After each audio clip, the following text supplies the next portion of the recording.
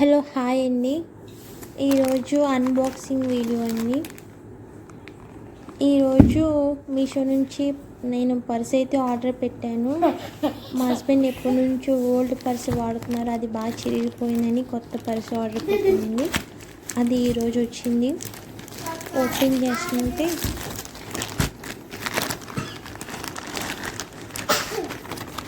ఇది ఎప్పుడెప్పుడు వచ్చిద్దని చాలా రోజుల నుంచి ఎదురు చూస్తున్నానండి. నేను ఇలా కస్టమైజ్ చేయించాను.